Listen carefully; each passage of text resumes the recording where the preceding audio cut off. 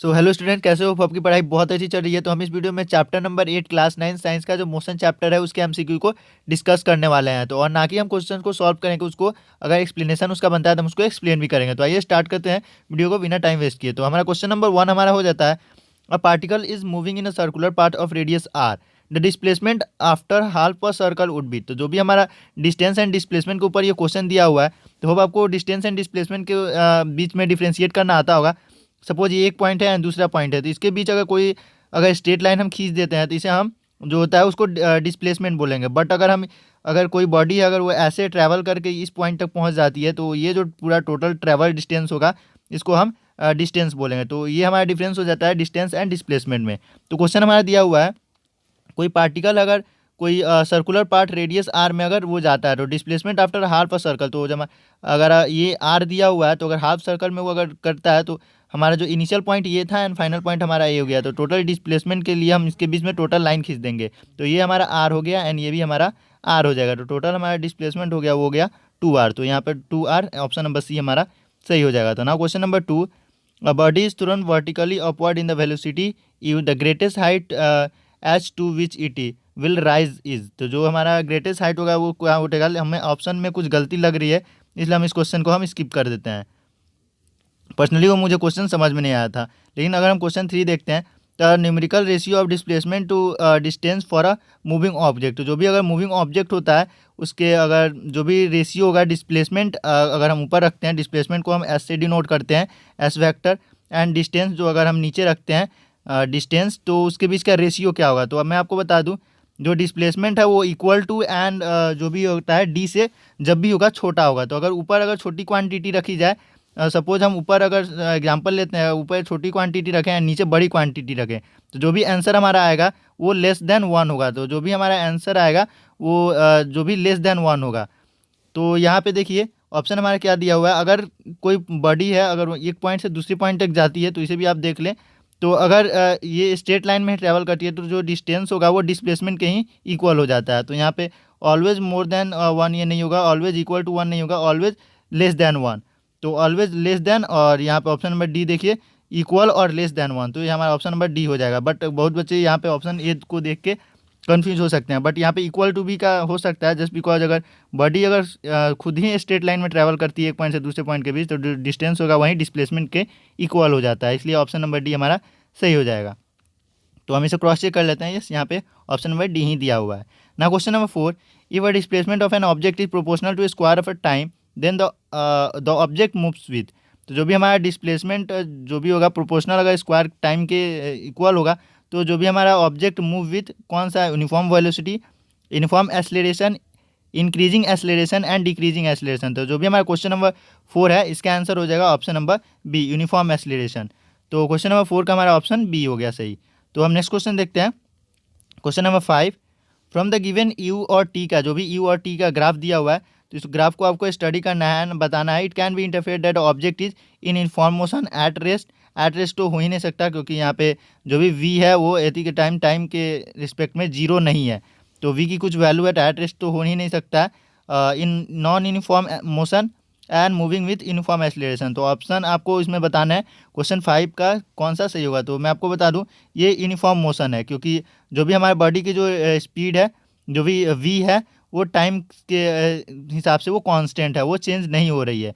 But अगर acceleration की बात करें तो एक्सेलरेशन में या तो वो बढ़ रही होगी, या फिर अगर वो एक्सेलरेट हो रही हो तो बढ़ रही होगी, एंड रिटार्ड हो रही होगी तो घट रही होगी ग्राफ। बट यहाँ पे ये कांस्टेंट दिया हुआ है, स्ट्रेट लाइन है, तो इसका ग्राफ कांस्टेंट है, तो वो हमारा यूनिफॉर्म मोशन का हो जाएगा ना। Question number 6, suppose a boy is enjoying a ride on a merry-go-round which is moving at a constant speed of 10 meter per second. It implies that the body is at rest, moving with no acceleration, in accelerated motion, moving with uniform velocity। तो मैं आपको बता दूं, कोई भी अगर circular motion होती है तो यहाँ पे वेलोसिटी कभी कांस्टेंट नहीं हो सकती। भले ही आपको दिया होगा 10 मीटर पर सेकेंड, अगर कांस्टेंट स्पीड जो भी वेलोसिटी है उससे अगर वो घूम भी रही है, बट फिर भी हम उस वेलोसिटी को कांस्टेंट नहीं करेंगे, क्योंकि वेलोसिटी जो है वो वेक्टर क्वांटिटी है। मैं जानता हूँ आपको ये बातें समझ में नहीं आ रही होंगी, लेकिन मैं आपको बता दूँ, वेलोसिटी के बाद डायरेक्शन भी होता है। तो हर पॉइंट पे इसका जो डायरेक्शन है, सपोज यहाँ पे कोई ऑब्जेक्ट है, अगर सर्कुलर मोशन कर रहा है तो यहाँ पे ऑब्जेक्ट है तो उसकी डायरेक्शन इधर होगी।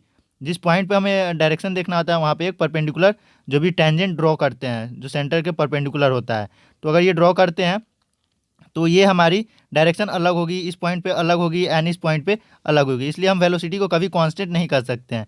तो यहाँ पे हमारा क्वेश्चन नंबर जो 6 है इसका आंसर हो जाएगा इन एक्सलेरेटेड मोशन, क्योंकि यहाँ पे वेलोसिटी टाइम के हिसाब से चेंज हो रही है। मूविंग यूनिफॉर्म वेलोसिटी ये कभी हो ही नहीं सकता है। इस चीज़ों के बारे में आगे भी आपको क्लास 11 में मिलेंगे ये चीज़ें, बट ये चीज़ों को आप देख लें। तो इन एक्सलेरेटेड मोशन इसका आंसर सही हो जाता है। तो नाउ नेक्स्ट क्वेश्चन देखते हैं, क्वेश्चन नंबर 7। क्वेश्चन 7 है हमारा, area under V one graph represent a physical quantity which has the unit. तो इसके पास कौन सा यूनिट होगा? तो v और 1 का ग्राफ अगर हम ड्रॉ करते हैं तो उस पर क्या होगा? तो क्वेश्चन नंबर जो 7 है इसका आंसर हो जाता है एम, मीटर। तो इसका मतलब वो फिजिकल क्वांटिटी क्या होगी? डिस्टेंस होगी या लेंथ होगी। ठीक है, नेक्स्ट क्वेश्चन देखते हैं, question number 8। For car A B C D are moving on the level road, there distance versus time. और डिस्टेंस और टाइम का ग्राफ यहाँ पे दिया हुआ है, तो आपको बताना है are shown in the just figure, choose the correct statement. तो इसमें से आपको करेक्ट स्टेटमेंट को चुनना है। तो car A is faster than D, car B is slowest, car D is faster than car C and car C is slowest. तो इसका आपका आंसर हो जाता है, जो भी आपका ये क्वेश्चन नंबर 8 है इसका आंसर आपका हो जाता है option number B, car B is slowest. जो भी कार बी है हमारा ये सबसे धीरा है, क्योंकि distance travel per unit time इसका सबसे लो ग्राफ है इसका। तो ये आपको बहुत ही सिंपल लगा क्वेश्चन नंबर 8। तो नाउ नेक्स्ट क्वेश्चन देखते हैं, क्वेश्चन नंबर 9। इसमें ग्राफ क्वेश्चंस को भी बहुत सारा अहमियत दी गई है भाई, क्योंकि ये क्वेश्चन भी आने के चांसेस होते हैं एग्जाम में। तो क्वेश्चन नंबर 9 देखते हैं, विच of the following figure correctly represent uniform motion of a moving object. तो इसमें से आपको बताना है कौन सा यूनिफॉर्म मोशन को रिप्रेजेंट करता है। तो यहाँ पे आपको ढूंढने की ज़रूरत नहीं है, यहाँ पे आपको यहाँ straight line started from origin, तो ये आपका ऑप्शन नंबर यही हो जाता है आंसर। तो आप इसे देख लेंगे। Now next question, question number 10। Slope of a velocity time graph gives. तो जो भी वेलोसिटी और टाइम का ग्राफ है उसका स्लोप क्या देता है? तो जो भी वेलोसिटी और टाइम का ग्राफ है इसका जो भी स्लोप होता है वो एक्सेलरेशन देता है। ये बहुत ही इंपॉर्टेंट क्वेश्चन हो जाता है किसी भी कॉम्पिटिटिव एग्जाम के पॉइंट ऑफ व्यू से। तो इसे आप एक बार देख ले, अगर याद नहीं हो रहा तो इसको अगर आप बैठ के रटने की कोशिश करें तो ये आपको याद हो जाएगी। 10-15 बार लिख देंगे तो याद हो जाएगी। तो हम नेक्स्ट क्वेश्चन देखते हैं, question number 11। In which of the following cases of motion the distance moved and the magnitude of displacement are equal? If a car is moving on a straight road, if a car is moving in circular path, the pendulum is moving to and fro, and the earth is revolving around the sun। तो question number 11 जो भी है इसका answer हो जाए, if a car is moving on a straight road, तो उसका क्या होगा? The distance moved and the magnitude of displacement equal. क्योंकि अगर स्ट्रेट लाइन में जाती है तो इस पॉइंट और इस पॉइंट के बीच का जो शॉर्टेज डिस्टेंस होगा वहीं डिस्प्लेसमेंट भी होगा एंड वहीं डिस्टेंस भी होगा। तो ये हमारा क्वेश्चन 11 का हमारा जो ऑप्शन नंबर ए है वो सही हो जाता है। Now question number 12। A boy goes from A to B with a velocity of 20 metre per minute and come back B to A with a velocity of 30 metre per minute. The average velocity of the boy during the whole journey is. तो जो भी उसकी whole journey थी उसके जो average velocity थी वो आपको बतानी है। तो एवरेज वेलोसिटी निकालने के लिए हम क्या करते हैं, पहले आप क्या करेंगे, 30 + 20 एंड डिवाइडेड बाई 2, जो भी आपका total distance travel and total time taken, तो आपका जो भी आपका आ जाएगा तो आपका आंसर हो जाएगा। तो इसका आंसर हमारा हो जाता है क्वेश्चन नंबर जो भी 12 है उसका आंसर हमारा 24 मीटर पर मिनट हो जाता है। तो आप मीटर को एंड मिनट को भी जो आप टाइम में बदल सके तो उसको ट्राई कर लीजिएगा, आपका आंसर आ जाएगा। नाउ नेक्स्ट क्वेश्चन देखते हैं, question number 13। Velocity time graph of an object is given below, the object has. तो जो आपको जो ग्राफ दिया हुआ है आपको बताना है ये किस चीज़ का ग्राफ है। तो uniform velocity, uniform speed, uniform retardation and variable acceleration. तो क्वेश्चन नंबर जो भी 13 है इसका हो जाता है रिटार्डेशन, क्योंकि मैंने पहले ही बताया था कि ग्राफ ऐसे नीचे की तरफ गिर रही हो तो वो रिटार्डेशन होता है, एंड अगर ऊपर की तरफ उठ रही हो तो एक्सेलरेशन होता है, एंड अगर ऐसे कांस्टेंट अगर दिया हो वेलोसिटी और टाइम का तो ये हमारा हो जाता है यूनिफॉर्म जो भी होता है uniform motion. Now next question, question number 14। Which of the following graph shows the object to be stationary. तो जो भी आपको बताना है इसमें से कौन सा यदि ग्राफ है जो कि ऑब्जेक्ट को स्टेशनरी दिखा रहा है, तो आपको इसमें बताना है। और क्वेश्चन नंबर जो भी हमारा 14 उसका आंसर आपको बताना है। तो देखिए इसमें से कौन सा ग्राफ आपको लग रहा है, यहाँ पे डिस्टेंस और टाइम का ग्राफ दिया हुआ है जो कि ऐसे दिया हुआ है, एंड तो ये तो यूनिफॉर्म मोशन का हो जाएगा। वेलोसिटी एंड टाइम का ग्राफ दिया हुआ है एक्सेलरेशन एंड टाइम का ग्राफ दिया है एंड पोजीशन एंड टाइम का दिया हुआ है। तो ये देखिए पोजीशन समय के साथ चेंज नहीं हो रहा है, इसका मतलब क्या है, ये हमारा सही आंसर हो जाता है। तो यहाँ पे ऑब्जेक्ट हमारा जो भी है स्टेशनरी में है। नाउ को next question, question number 15, body is projected vertically upward from the ground, taking a vertical upward direction as positive and point of projection as origin. The sign of displacement of the object from the origin when it is at height h during upward and downward journey will be। तो आपको बताना है positive and positive, positive and negative, negative and negative, negative and positive. तो question number 15 का हमारा answer हो जाएगा positive and positive. तो ऑप्शन नंबर ए हमारा 15 का सही हो जाएगा। Now next question, question number 16, according to the given velocity time graph the object. तो आपको बताना है यहाँ पे ऑब्जेक्ट क्या है, in moving with uniform velocity has some initial velocity, is moving uniformly with some initial velocity, is at rest. तो आपका जो भी ये क्वेश्चन नंबर 16 है इसका आंसर आपको बताना है। तो क्वेश्चन नंबर 16 का हमारा आंसर हो जाता है सम इनिशियल वेलोसिटी, क्योंकि यहाँ पे ओरिजिन से स्टार्ट नहीं हो रहा। अगर ओरिजिन से होता तो हम इसे जीरो कह सकते थे, बट यहाँ पे कुछ इनिशियल वेलोसिटी यू इसका है, इसलिए यहाँ से स्टार्ट हुआ है। तो ऑप्शन ए हमारा सही हो जाएगा। तो now next question, question number 17, the ratio of speed to the magnitude of velocity when the body is moving is one direction is less than 1, greater than 1, equal to 1 and greater than और equal to 1। तो question number जो भी हमारा 17 है इसका answer हो जाता है इक्वल टू 1। तो now next question, question number 18, a car is moving along a straight road with uniform velocity, it is shown in the graph. तो आपको बताना है इसमें से कौन सा उसका ग्राफ होगा अगर कोई car straight road with uniform velocity से चलता है। तो आपको यूनिफॉर्म वेलोसिटी का जो ग्राफ है वो बनाना है।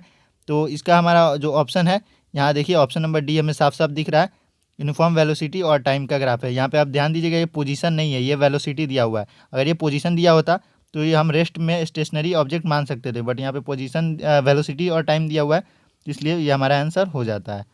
Now next question, question number 18, which are the following situation is possible, an object can have acceleration but constant velocity. अगर किसी ऑब्जेक्ट के पास एक्सेलरेशन हो बट कांस्टेंट वेलोसिटी है। तो क्वेश्चन नंबर 19 का ये तो गलत ही लग रहा है, क्योंकि अगर उसके पास एक्सेलरेशन होगा तो वेलोसिटी कांस्टेंट हो ही नहीं सकता है, क्योंकि अगर वेलोसिटी एक्सेलरेशन की बात करें तो खुद चेंज इन वेलोसिटी होता है, तो ये हमारा गलत हो जाता है। तो the velocity of an object may be zero but acceleration not zero. तो अगर वेलोसिटी ऑफ एन ऑब्जेक्ट की बात करें तो मे बी जीरो, वो जीरो हो सकती है, बट एक्सेलरेशन जीरो नहीं हो सकता है। तो हमारा क्वेश्चन नंबर 19 का जो भी हमारा ऑप्शन नंबर बी ही हमें सही लग रहा है। हम इसे एक बार चेक कर लेते हैं। यस, हमारा the velocity of an object may be zero but acceleration is not zero. और भी ऑप्शन चेक कर लेते हैं। Distance and the magnitude of displacement are equal in circular motion. तो जो distance and the magnitude of displacement are equal in circular motion, तो circular motion में distance and जो भी ये होता है ये पॉसिबल हो ही नहीं सकता, जस्ट बिकॉज क्योंकि अगर सर्कुलर मोशन की बात करें तो अगर सपोज यहाँ से ऑब्जेक्ट यहाँ की तरफ जाता है तो डिस्प्लेसमेंट ये होगा, ये जो कॉर्ड है, एंड जो डिस्टेंस होगा ये होगा, तो ये कभी इक्वल हो ही नहीं सकता है। And the average speed and the magnitude of an average velocity are always equal in circular motion.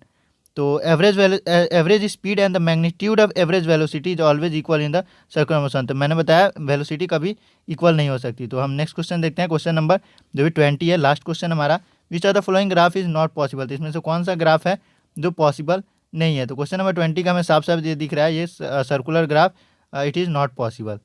तो हमारा हो गया, क्योंकि एक ही टाइम पे हमें एक टाइम पॉइंट पे दो वेलोसिटी कभी नहीं मिल सकती है। तो हम इसे देख लेते हैं। क्वेश्चन नंबर 20 हमारा ये हो गया। तो अगर आपने और भी चैप्टर के जो भी MCQs हैं, जो भी क्वेश्चन हैं नहीं देखे, तो नीचे डिस्क्रिप्शन में लिंक मैंने दे दिया है, आप वहाँ से जाके और भी चैप्टर्स को देख सकते हैं। जस्ट बिकॉज आप जितना क्वेश्चन प्रैक्टिस करते हैं तो आपकी जो भी फ्लुएंसी है क्वेश्चन सॉल्व करने की, जो स्पीड है वो बढ़ती जाती है, एंड आपकी जो नंबर ऑफ क्वेश्चन जो सॉल्विंग है वो बढ़ जाएंगे। तो आप उसे वहाँ पे जाके ज़रूर देख ले। एंड अगर आपने चैनल को सब्सक्राइब नहीं किया है तो उसे सब्सक्राइब ज़रूर कर दें, ताकि इससे हमें एक सपोर्ट भी मिले एंड आपको ये जो वीडियोज़ है वो टाइम पे मिल जाए। एंड वीडियो को लाइक करें। तब तक के लिए आप हंसते रहिए, खेलते रहिए, पढ़ते रहिए। Till then take care and bye bye.